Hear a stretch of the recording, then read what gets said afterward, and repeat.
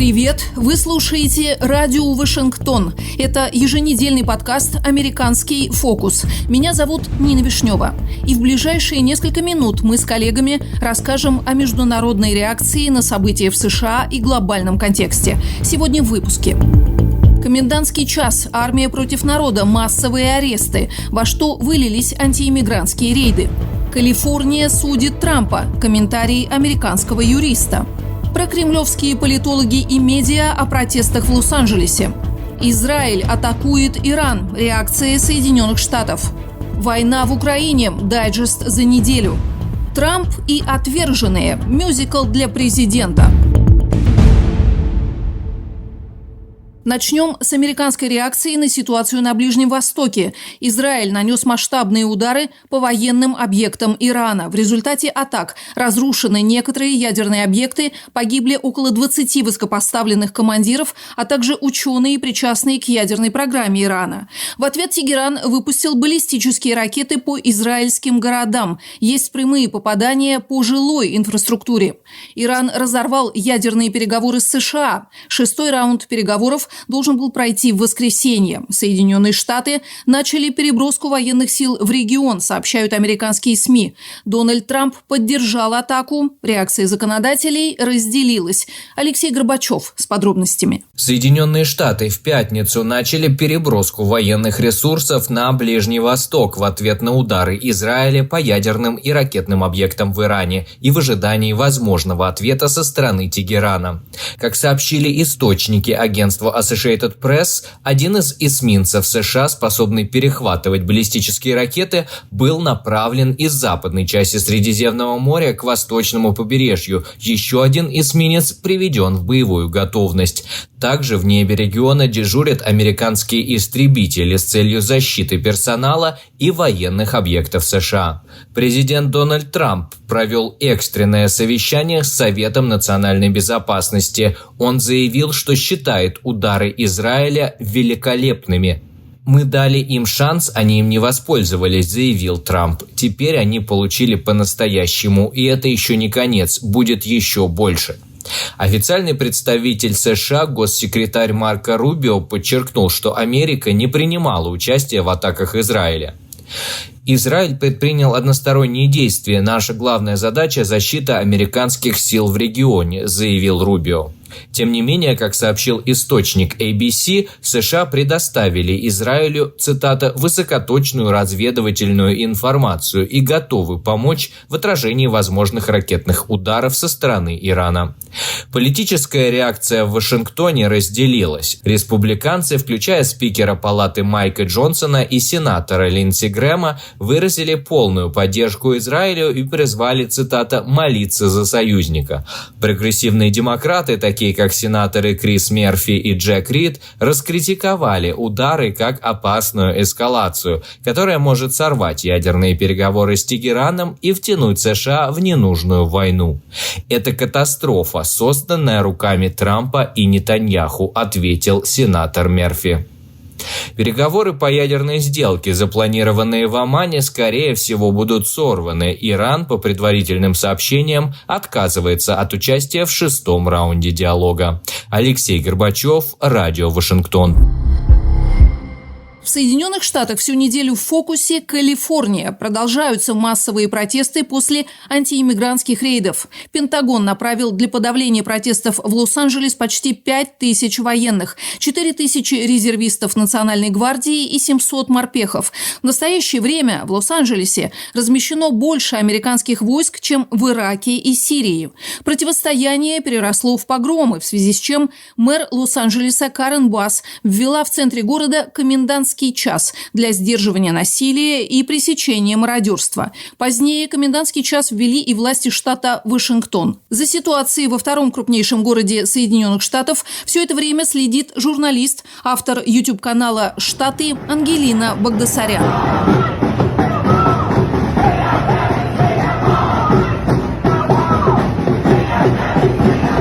Здравствуй, Ангелина. Привет, Нина. Ну, расскажи, как прошла неделя в твоем Лос-Анджелесе, с чего вообще все началось, что происходит сейчас? Собственно, началось все с того, что ICE, иммиграционные офицеры, решили проводить рейды в Лос-Анджелесе.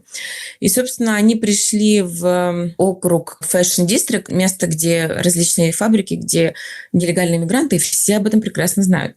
Занимаются тем, что шьют одежду, работают на каких-то складских помещениях, а они туда пришли. Вряд ли там работают какие-то криминальные авторитеты, потому что о том, что возле вот этих строительных магазинов, в этих фабриках, в даунтаун, везде работают люди без документов, об этом знали десятилетиями буквально все. Они там и работают, собственно, десятилетиями. Эти рейды начались. Естественно, что родные прибежали, начали буквально вытаскивать из рук иммиграционных офицеров своих родных. И потом на следующий день уже протесты вспыхнули в даунтаун Лос-Анджелеса. И там тоже начались вот эти вот поджигания роботакси, столкновения с полицией, на что президент еще 2000 солдат Национальной гвардии решает отправить. И плюс в подмогу к ним еще 700 морпехов. Но, опять же, все это очень локально. То есть в Paramount это было, и потом это было в даунтаун Лос-Анджелеса. А так мы живем свою обычную жизнь. Но если хочется адреналина, ты едешь в даунтаун и смотришь на все это. Но ощущение, что хватает просто всех без разбора. А вот скажи, как местные жители реагируют на присутствие военных? Это приводит к еще большей озлобленности или, наоборот, это все-таки добавляет порядку? Или накаляет ситуацию, на твой взгляд? Ты знаешь, смотря кто как реагирует. Люди, которые протестуют, демократических взглядов, которые на улицах, эти тысячи людей, это различные представители профсоюзов, это различные там студенческие организации, которые организованно приходят на мирные протесты.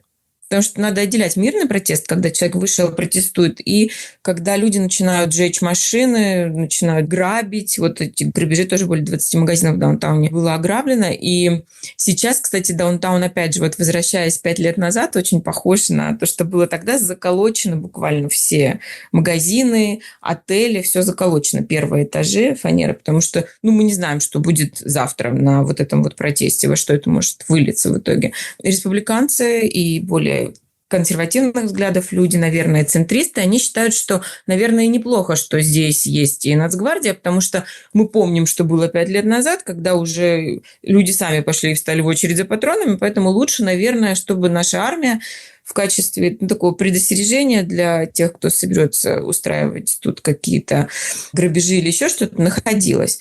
Но люди, которые протестуют, они считают, что так не должно быть, и они практикуют свое право протестовать. Я вчера, кстати, смотрела статистику, на удивление, CBS, и у них там проводился опрос, который показывал, что 54% американцев, CBS, демократический, казалось бы, источник, поддерживают массовые депортации Дональда Трампа. Тут еще надо добавить, что Лос-Анджелес, так же, как и Нью-Йорк, имеет статус города-убежища со всеми вытекающими отсюда программами защиты людей без документов. Да. И полиция здесь тоже, как и в Нью-Йорке, не сотрудничает с иммиграционными офицерами. И очень важно, кстати, разделить момент. Полиция, которая, собственно, и занималась тем, что отталкивала вот этих протестующих и применяла резиновые пули и дубинки, потому что там действительно весь даунтаун разрисован в неприличных словах, выбиты стекла, люди кидали камни в полицейские машины. То есть, с одной стороны, не на ровном месте полиция пыталась бы успокоить людей, которые не мирно протестовали далеко. С другой стороны, приказ о том, чтобы так себя вести, отдавал не Трамп. Полиция подчиняется мэру города. Мэр города – демократ Карен Басс. Поэтому тут вот очень странно винить Трампа в том, что делает полиция, потому что полиции дает распоряжение мэр-демократ. Армия здесь занимается тем, что охраняет федеральные здания. Но если вы хотите понять ситуацию, то лучше, конечно, разобраться, потому что выглядит хаос, и вот армия сейчас всех протестующих увезет в неизвестном направлении. Это не так. Спасибо тебе, Ангелина. Напомню, что на связи с нашей программой и всю эту неделю следила за ситуацией в Лос-Анджелесе журналист, автор YouTube-канала «Штаты» Ангелина Багдасарян. Спасибо большое. Пожалуйста. География протестов, связанных с антииммигрантскими рейдами, растет. Массовые волнения также охватили Нью-Йорк, Филадельфию, Атланту, Чикаго, другие крупнейшие города США. Издание Wall Street Journal пишет, что губернатор Калифорнии Гэвин Ньюсом открыто критикует действия Дональда Трампа о привлечении в штат Нацгвардии и морпехов и использует эту ситуацию в политических целях, позиционируя себя как оппозиционного лидера. Гэвин Ньюсом на этой неделе действительно много выступал и публично, и в соцсетях. Давайте послушаем фрагмент одного из его обращений к жителям Калифорнии. Мы не хотим, чтобы наши улицы были милитаризованы нашими собственными вооруженными силами. Ни в Лос-Анджелесе, ни в других частях Калифорнии, ни где-либо еще. Мы видим немаркированные автомобили без опознавательных знаков на школьных парковках. Дети боятся идти на свой собственный выпускной. Трамп проводит военную облаву по всему Лос-Анджелесу, выходя далеко за рамки его заявленного намерения просто преследовать жестоких и серьезных преступников. Его агенты арестовывают посудомойщиков, садовников, паденных рабочих и швей. Это просто слабость, маскирующаяся под силу. Правительство Дональда Трампа не защищает наше сообщество. Администрация травмирует наше сообщество. И, похоже, в этом весь смысл. Калифорния продолжит бороться. Губернатор Калифорнии выполнил свое обещание запретить использование военнослужащих для подавления протестов в ЛА и бороться за права всех жителей штата, в том числе в суде. Кризис иммиграционный перерос в кризис политический. Поговорим об этом с американским юристом, автором телеграм-канала US Legal News Игорем Слабых. Игорь, спасибо большое. Накануне Федеральный суд Калифорнии временно запретил федерализацию Национальной гвардии штата. Однако Дональд Трамп в срочном порядке оспорил решение суда первой инстанции. Расскажите нам, как все происходило, ведь это явно не финал правовой баталии. Да, собственно говоря, такой предфинал, он был уже ночью, потому что после того, как администрация оспорила вот это вот решение суда, администрация, по сути, сказала апелляции, что вот мы вам даем там около 2 часов, пожалуйста, рассмотрите нашу апелляционную жалобу в течение 2 часов, потому что нам нужно срочно до середины дня пятницы решить этот вопрос. Если вы нам откажете, мы пойдем в Верховный суд. И, собственно говоря, апелляция согласилась с администрацией, и сейчас решение суда первой инстанции приостановлено. Получается, что апелляция сказала, что это временное приостановление, то есть мы еще не знаем, там, будем ли мы приостанавливать на все время рассмотрения апелляции, но, пожалуйста, сейчас мы приостановим, предоставьте нам свои письменные позиции, и 17 июня мы вернемся к этому вопросу в заседании, рассмотрим и скажем, хотим ли мы приостанавливать это решение на все время рассмотрения спора, или мы все-таки скажем, что нет, оснований для приостановления нету, и тогда решение суда первой инстанции станет действительным, оно получит юридическую силу, и, собственно говоря, это будет означать, что Дональду Трампу запретят федерализировать Национальную гвардию. Прежде чем перейдем к следующему вопросу, давайте послушаем один фрагмент из обращения губернатора штата Калифорния Гэвина Ньюсома. Когда Дональд Трамп добивался всеобъемлющих полномочий по командованию Национальной гвардии, он распространил этот приказ на все штаты. Речь обо всех нас. Калифорния может быть первой, но это явно ею не ограничится. На очереди другие штаты. Демократия на очереди. Демократия подвергается нападкам. Насколько вообще законно вот эта федерализация Национальной гвардии, это то, что сделала администрация Трампа, ведь, насколько известно, Нацгвардия находится в подчинении губернаторов штатов, и если какая-то критическая ситуация возникает, то именно с ведома губернатора используют Национальную гвардию. Ну, что называется, дьявол в деталях, потому что, с одной стороны, федерализация Национальной гвардии предусмотрена законом, и в законе достаточно четко описано, как это должно происходить. Но дальше как бы начинается спор, правильно применен закон, неправильно, потому что формально Дональд Трамп не то чтобы взял из головы и просто сказал, я хочу, чтобы вот Национальная гвардия Калифорнии действовала по моему приказу. Он издал указ, сослался на как раз норму федерального закона, который предусматривает федерализацию. Другой вопрос, что эта норма, она устанавливает 3 случая, когда может происходить вот эта самая федерализация. Это восстание против федеральной власти, это когда регулярные силы не в состоянии делать так, чтобы исполнялся закон Соединенных Штатов Америки. И третье – это США подверглись вторжению или есть угроза такого вторжения. И дальше начинается вопрос, вот существовали ли эти обстоятельства, да, для того, чтобы президент мог действительно объявить федерализацию. Первоначально, когда Трамп издал свое распоряжение, он вообще не стал уточнять, а, собственно говоря, на какое из трех обстоятельств он ссылается. Например, когда Пит Хексет, министр обороны, он буквально вот вчера или позавчера выступал на слушаниях в Конгрессе, и его спросили, какие вообще основания, и прочитали ему, вот есть 3 основания, а, собственно, какие федеральные власти используют, он сказал, я считаю, что вообще все 3. Вот. Но это была его позиция, потому что Минюст собственно, в судебном деле по иску Калифорнии к президенту США сказал, что на самом деле используют только 2 обстоятельства. Это восстание против власти и регулярные силы не в состоянии исполнять законы США. Но дьявол в деталях. Дальше спор пошел о том, а действительно ли эти обстоятельства присутствуют. И судья не согласился, что эти обстоятельства присутствуют. Он сказал, что нет, президент слишком преувеличил эти обстоятельства, и поэтому у него не было оснований вводить федерализацию. Плюс еще один момент, да, который вы упомянули по поводу того, что это делается через губернатора. Это отдельное было направление спора, и, собственно говоря, правительство утверждало, что нет, мы все сделали через губернатора. А губернатор, представители штата, они говорили, что, простите, губернатор вообще узнал об издании распоряжения от руководителя Национальной гвардии. То есть губернатору даже никто ничего не направил. Я попрошу вас прокомментировать слова президента. Это отрывок пресс-конференции Дональда Трампа в Белом доме. Он дает характеристику как раз людям, которые, по его мнению, вышли на протесты. Это оплачиваемые мятежники, агитаторы, правонарушители. Вы можете называть их как хотите, и мы покончили с этим. У нас под стражей находятся очень плохие люди. Очень плохие люди.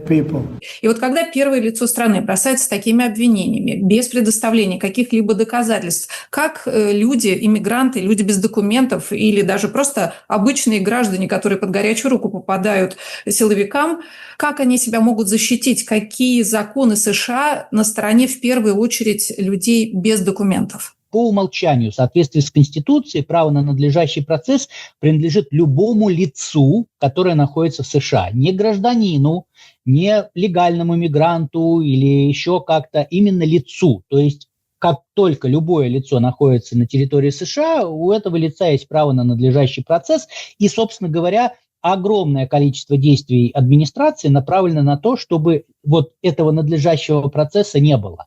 И если мы посмотрим те же дела, самое известное дело Гарсия, которого случайно по ошибке направили в Сальвадор, хотя не могли это делать, вот его недавно вернули, и сейчас возбудили в отношении него уголовное дело и всякое такое, то есть, опять же, он был лишен права на надлежащий процесс.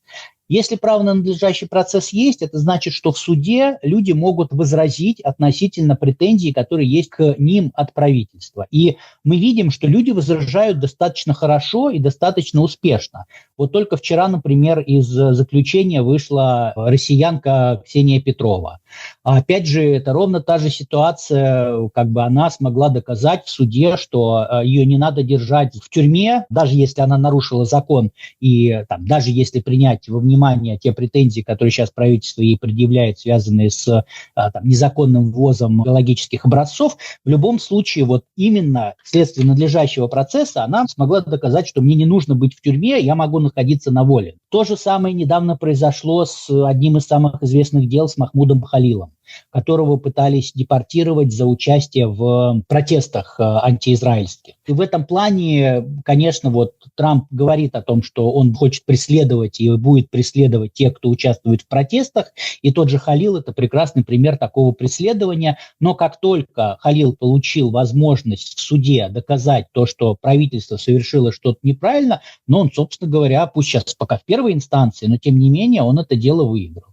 И таких примеров их огромное количество. Поэтому я все-таки при всей сложности ситуации, при всем нежелании правительства исполнять судебные решения, я лично верю в судебную систему, и я верю, что любой человек, если он попал в какую-то проблему, он может защитить свои права через суд и доказать что правительство что-то сделало неправильно и надо делать что-то по-другому. Посмотрим, как это на следующей неделе будет происходить. Спасибо огромное. У нас на связи был американский юрист, автор телеграм-канала US Legal News Игорь Слабых. Соединенные Штаты Америки – это объединение отдельных штатов, обладающих рядом уникальных прав и полномочий. Поэтому история США – это история противостояния штатов федеральному центру. В хитросплетениях этого противостояния разбиралась наша аналитическая служба. В середине XIX века борьба штатов, объединившихся в конфедерацию с федеральным государством, привела к полномасштабной кровопролитной гражданской войне. В ней федеративное государство одержало верх над аморфным конфедеративным, доказав свою эффективность. Но великое противостояние на этом не закончилось. Это имеет давние юридические причины. Первым документом США, впоследствии положенным в основу Конституции и множества законов, стали статьи Конфедерации Вечного Союза, принятые Континентальным конгрессом, главным органом 13 восставших колоний, в 1776 году. В статьях штаты получили большинство властных полномочий, а будущий федеральный центр – минимум. Впрочем, в Конституции появились положения, слегка изменившие баланс сил. 6-я статья Конституции обязала штаты выполнять решения центральной власти и изданные ею законы. Но 10-я поправка Конституции установила, цитирую, «полномочия, не делегированные к Соединенным Штатам настоящей Конституции и не запрещенные для отдельных штатов, сохраняются, соответственно, за штатами, либо за народом».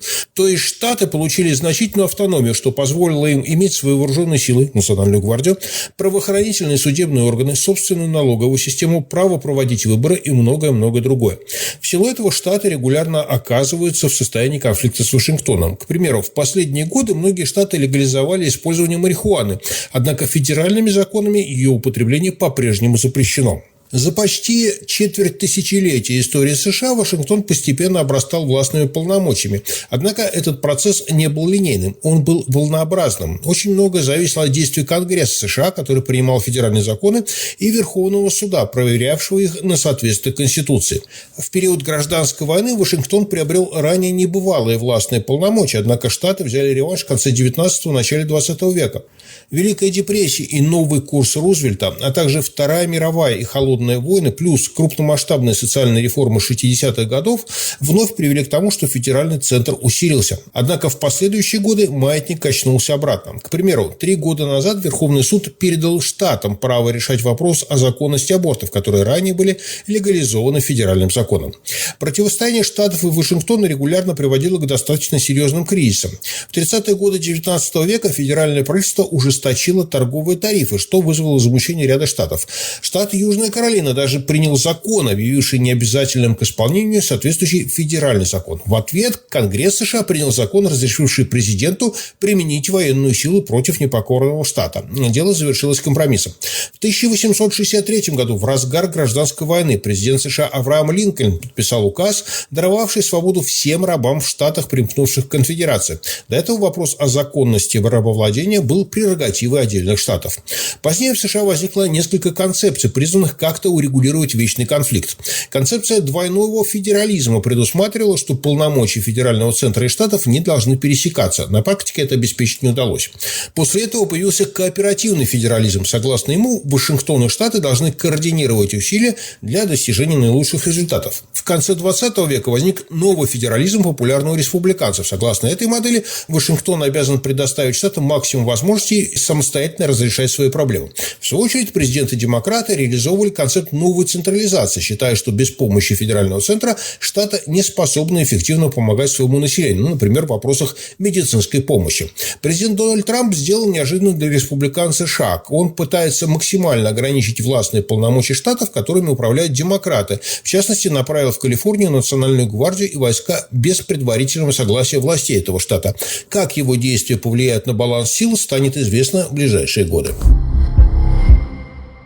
Событиям в Лос-Анджелесе все эти дни уделяет особое внимание российская пропаганда. Прокремлевские политологи и медиа называют происходящее гражданской войной. Публикации российской прессы изучила Ксения Туркова. Российские медиа не поспевают за американской повесткой. Сначала ссора Илона Маска с Дональдом Трампом, а потом протесты в Лос-Анджелесе. И то, и другое дало лишний повод рассказать о том, как плохо все в США. Одна из главных установок российской пропаганды с начала войны – это нарратив о том, как плохо все в мире и как хорошо в России, которая остается островком стабильности среди полыхающих конфликтами и беспорядками других стран. Не случайно почти все российские медиа с таким удовольствием написали о том, как отец Илона Маска отобедал обедал в Москве котлеткой с пюре и, цитата, «чуть не упал со стула от удовольствия и от цен, всего 1500 рублей». В Америке же в это время неспокойно. Главное определение, которое дают российские медиа происходящему в Лос-Анджелесе – гражданская война, Майдан, цветная революция. Беспорядки сравнивают с украинскими революциями и ищут агентов влияния. Разумеется, влияния зарубежного. Владимир Соловьев, в частности, поиронизировал над обилием на улицах флагов Мексики. А один из спикеров его шоу прямо сказал: чем хуже Соединенным Штатам, тем лучше нам. Происходящее показывают как апокалипсис, охваченные огнем улицы, булыжники, хаос. При этом у зрителя может создаться впечатление, что все это происходит по всей Америке. Точно так же российские государственные медиа в свое время показывали Евромайдан, создавали ужасающую картину беспорядков, которые сделали жизнь в стране и, в частности, в Киеве, по их мнению, буквально невозможной. Процитирую пропагандистский телеканал «Царьград». Лос-Анджелес всегда считался райским уголком на западном побережье США. Там по Беверли-Хиллз трусцой бегают богатейшие люди Америки и сверкают белозубыми улыбками. Там шум прибоя слушают люди из списка Forbes. Но сейчас райский уголок превратился в филиал ада, где кипит, ширится и растет нечто бурное и страшное. Сотни тысяч мигрантов, в основном выходцев из Мексики, беднейших стран Латинской Америки, Ближнего Востока и Африки, устроили бунт. Конец цитаты. При этом телеканал напоминает, что Лос-Анджелес совсем недавно пережил природную катастрофу – страшные пожары. В этом смысле для российской пропаганды нет большой разницы в происхождении той или иной проблемы. Любой катаклизм помогает показать Америку как проклятое место, у которого, впрочем, с нынешним президентом еще есть шанс на спасение. В Лос-Анджелесе начался настоящий Майдан, пишет Царьград. Без затей, cut and paste, цветная революция. Те же методы, те же фото, те же организаторы. Только на сей раз против Трампа. Конец цитаты. «Комсомольская правда» хвалит Трампа за его решение отправить в Лос-Анджелес Нацгвардию. Цитата. «Сказки про мирный протест и недопустимость его подавления силой – главная уловка технологии цветничков». Как на этом погорел Янукович в майданном Киеве в 2014 году, классика жанра. Поэтому в Лос-Анджелесское противостояние федеральная власть США сразу внесла ясность. Конец цитаты. В свою очередь, телеканал Russia Today цитирует доктора политических наук Рафаэля Ардуханяна. «Выбрали удачный момент, когда Трамп завяз в переговорах по тарифам, ссорится с Маском, неопределенность с Украиной, грызня в НАТО. Так что здесь, собственно говоря, это не имеет практически никакого отношения к нелегалам. Там все что угодно, но о нелегалах никто там не заботится и не думает», пишет Ардуханян. Российские медиа также сразу определили, кто же стоит за беспорядками и раскачивает Америку. Прокремлевский сайт ukraina.ru пишет, что Трампа хотят, цитата, «отправить в отстойник истории его политические оппоненты, американские демократы». Ксения Туркова, Радио Вашингтон. Добавлю, что госсекретарь США на неделе поздравил жителей Российской Федерации с Днем России. Цитата. «США привержены поддержке российского народа в его стремлении к светлому будущему». Конец цитаты. Прокремлевская группа «Русская молодежь Америки в США» – это один из инструментов мягкой силы Москвы за рубежом, отреагировала на это в своих соцсетях следующим образом, цитирую. «Спасибо, не надо поздравлений. А вот санкции снять и авиарейсы вернуть – это бы в самый раз». Это Радио Вашингтон. Вы слушаете подкаст «Американский фокус». К другим важным международным темам недели. Война в Украине. В ходе слушаний по оборонному бюджету в Комитете Палаты представителей министр обороны США Пит Хексет на вопрос, какие расходы запланированы для помощи Украине, заявил, что американское финансирование этой инициативы будет сокращено. Мой коллега Евгений Маслов продолжит тему. На минувшей неделе ситуация в Украине вновь резко обострилась. С 7 по 13 июня российские силы активизировали боевые действия на востоке страны и провели одну из крупнейших воздушных атак за время войны. На этом фоне официальный Киев призвал союзников к конкретным шагам, а не просто поддержке словами. Ожесточенные бои вновь вспыхнули на Восточном фронте, и главным направлением российских наступательных действий стала Днепропетровская область.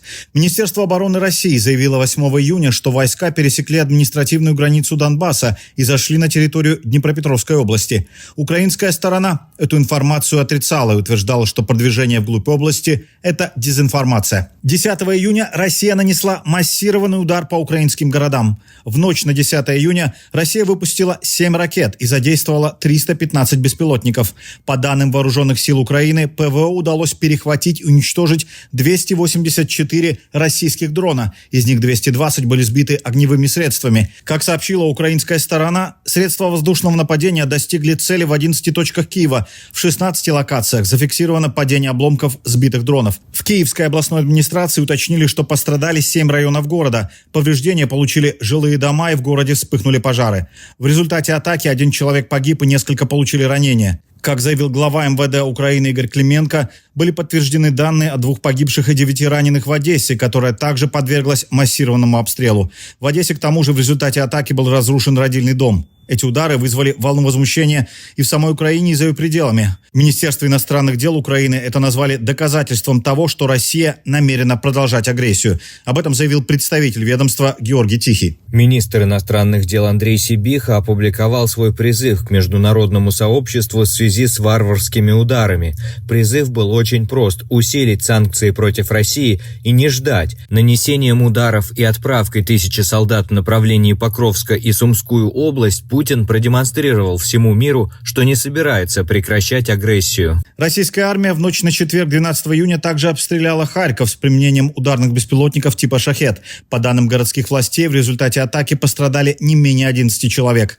По словам главы города, российские военные за ночь нанесли по Харькову 12 ударов. Один из дронов попал на территорию школы, другой – по площадке детского сада. Президент Украины Владимир Зеленский после атак выступил с резким заявлением, призвав Запад к реальным действиям. В первую очередь, Киев ожидает ускоренной передачи дополнительных систем ПВО и авиации. Он поблагодарил Евросоюз за новый пакет санкций. Важный шаг со стороны Европейской комиссии. Объявлен новый пакет санкций. Я благодарю за то, что этот 18-й пакет направлен на российские энергоресурсы и банки. Правильное направление для давления. Но этот пакет все еще нуждается в сильных деталях. Способность России продолжать войну равна ее способности продавать свою нефть и обходить финансовые барьеры. Поэтому необходимо максимально ограничить российский танкерный флот, ее технологические возможности по добыче и переработке, а также сделать все, чтобы цена на российскую нефть была ниже, чем они могут выдержать. На этом фоне, несмотря на обстрелы и активные боевые действия, в течение недели проходил обмен пленными.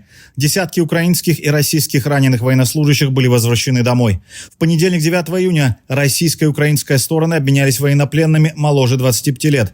В рамках обмена проводился и обмен телами погибших.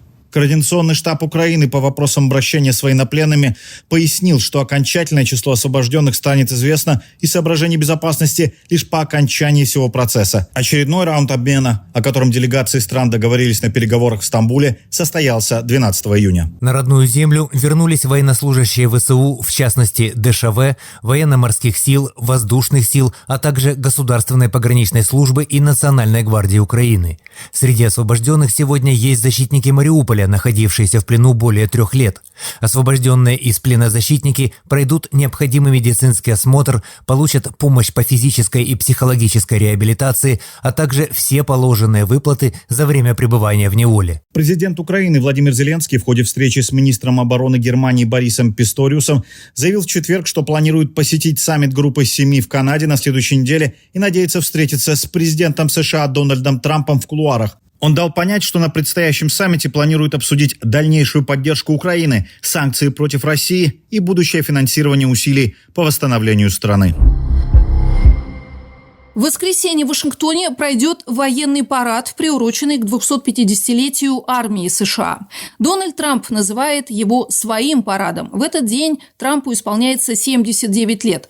Во многих городах Соединенных Штатов на это время запланированы протесты. На вопрос журналистов, как Дональд Трамп отреагирует, президент пригрозил, цитата, «Я даже не слышал о протесте, но, знаете ли, это люди, которые ненавидят нашу страну. Они столкнутся с очень серьезной силой». Конец цитаты. Ну и напоследок о культуре. Впрочем, даже здесь не обойтись без Дональда Трампа. Президент и первая леди США на неделе посетили в Вашингтонском Кеннеди-центре премьеру мюзикла «Отверженные». О революции, о протесте, о равенстве, о несправедливости, добре и зле. Дональд Трамп заявил журналистам, что смотрел разные постановки несколько раз, но так и не знает, с кем из героев себя отождествить.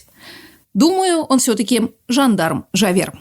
На этом все. Такие события за неделю попали в американский фокус. Если вы следите за ситуацией в США, Украине и за американской реакцией на то, что происходит в мире, подписывайтесь на наш канал «Радио Вашингтон» и слушайте подкаст «Американский фокус». До встречи.